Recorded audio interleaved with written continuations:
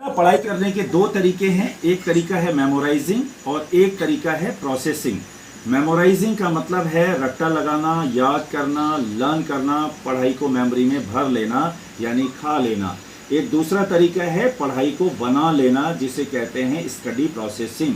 तो याद करने में और बना लेने में बहुत ज़मीन आसमान का अंतर है। ऐसा ही अंतर है जैसे रसगुल्ला खा लेना और रसगुल्ला बना लेना। एक में हम यूजर बन रहे हैं और एक में हम मेकर बन रहे हैं। तो पढ़ाई को बनाने का दूसरा तरीका है कि आपको कोई भी टॉपिक लीजिए, उसको एक बार पढ़ना है। वो किसी भी बुक का हो सकता है, किसी भी क्लास का हो सकता है, किसी भी सब्जेक्ट का हो सकता है, चाहे वो मैथ हो, साइंस हो, हिंदी हो या इंग्लिश हो। सभी में 4 कंपोनेंट्स होते हैं। एक कंपोनेंट होता है थ्योरी, दूसरा होता है पिक्चर और तीसरा होता है एग्जाम्पल और चौथा होता है questions. Theory, picture, example and questions, ये 4 चीज़ें किसी भी बुक में आप देख लें उसमें पाई जाती है। अब आपके पास में 3 ऑप्शंस होते हैं, या तो इसको बनाना सीख लो, या इसे परोसना सीख लो, और या फिर इसे खाना सीख लो। या तो बनाना, परोसना या खाना। हमारे देश में जो सिस्टम है वो ये है कि राइटर इन चारों चीज़ों को बनाता है, यानी पढ़ाई को बनाने वाले कौन? राइटर। इसको परोसने वाले, एक्सप्लेन करने वाले कौन? टीचर। और इसको खाने वाले कौन? बच्चे। तो पढ़ाई को खाया भी जा सकता है और पढ़ाई को बनाया भी जा सकता है। तो दूसरा जो तरीका है स्टडी प्रोसेसिंग, वो पढ़ाई को खाने वाला तरीका नहीं है, यूजर बनाने वाला तरीका नहीं है। बच्चों को पढ़ाई को मेकर बनाने वाला तरीका है कि वो पढ़ाई को बनाते हैं। कैसे बनाते हैं? उसके 5 स्टेप्स हैं कि पहले स्टेप में बच्चा किसी भी बुक के जो चैप्टर है उसको रीड करेगा, पढ़ेगा। एक बार पढ़ेगा, बार बार नहीं पढ़ेगा, नहीं तो वो रट्टाफिकेशन में आ जाएगा। तो एक बार पढ़ेगा, इसके बाद क्या करेगा? हर लाइन का चित्र बनाएगा। हर लाइन का चित्र बनाएगा। उस लाइन में जितने भी जो भी सामान के बारे में बात हो रही है, इंसान के बारे में बात हो रही है, स्थान के बारे में या किसी काम के बारे में बात हो रही है, उसका कार्टून टाइप का पिक्चर बना लेगा, पेंसिल से ड्रॉ कर लेगा कॉपी पर। अब मान लीजिए उसको पिक्चर्स नहीं मिलते हैं तो क्या करेगा?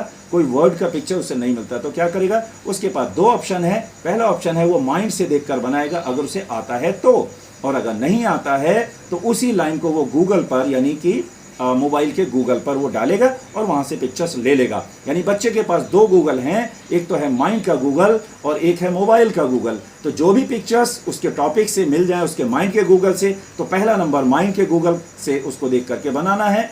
और अगर जो पिक्चर्स नहीं मिलते हैं वो मोबाइल के गूगल से वो देखकर बना लेगा। 1-2 बार देखकर बना लेगा, इसके बाद उसके माइंड में पिक्चर्स आ जाएंगे और उसे फिर बार बार उसे देखने की ज़रूरत नहीं पड़ेगी। इसके बाद क्या करना है उसको? जब पिक्चर्स उसके पास कॉपी में आ गए हैं, 15-20 पिक्चर्स टॉपिक के आ गए, तो उसके मैक्सिमम क्वेश्चंस बनाएगा बच्चा।